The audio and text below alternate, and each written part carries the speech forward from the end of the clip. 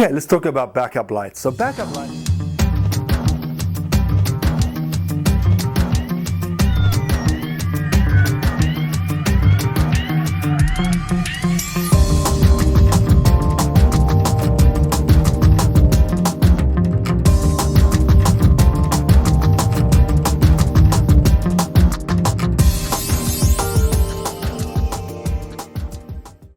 Okay, let's talk about backup lights. Obviously, if your primary goes down, you want to have a backup. And in our principles, we believe in carrying a minimum of 2 backups, at all times per diver, not per team. So that, if something happens to your primary, you can actually break out your backup. Nowadays, it's kind of interesting that LEDs are getting so small. I can put an LED in my pocket like this, and simply if my primary goes down, I can just wet plug it and go back onto another primary light and still be exiting safely, and so forth and so forth. So they really are coming down in size to the point where I could carry an extra one in my pocket, no problem, and use it as needed. But I want to more talk today about this traditional style backup, which is a simple, rugged backup with no penetrations, no switches through the hole that could flood. You want a nice twist on just like that, so twists on, twists off. Really nice and simple. Has a standard carriage in here for standard batteries that you can buy at any 7-Eleven or any one of those types of stores. Nice little LED giving you great burn time, 6-8 hours worth of burn time so that you can really exit.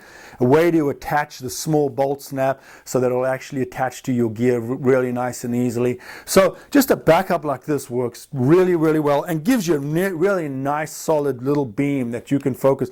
A lot of folks are even using this on a Goodman handle as a primary. That nowadays this LED is getting such great results in the sense of the way the beam is that some people are putting this on a Goodman and actually using it on a Goodman, which you can do.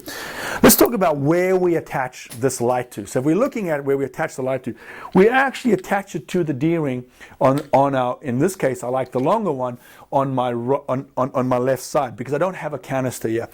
So on my left side I have the longer one, and what you notice is that my D-ring is slightly bent, but the bolt snap actually is clipped to the D-ring, so it keeps that D-ring down, not flush against my chest, but actually down so that I can find the D-ring really nice and easy. And you'll notice that I have kind of a rubber bungee here that holds, and it's not bungee cord, it's actually, I just use inner tubing. And then there's a second piece here that's a backup. So I have 2 pieces, one that's a primary, one that's a backup.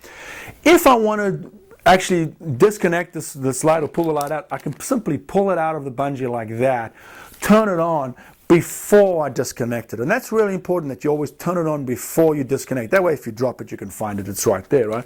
So, that's really important. To put it away, I'm going to put it away much like a sword. So what I'm going to do is I'm going to go ahead and I'm going to clip it off, leave it clipped off, pull out the little bungee and just stuff that in, and then just push it and drive it down where I want it to go. So that becomes a really easy way to manage your backup light.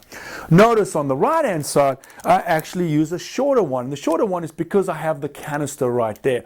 Remember that we wear the canister on the right hip so that we can catch the long hose underneath the canister, although we can use a knife to do that. That's why it's not really that critically important that the light canister catches the long hose.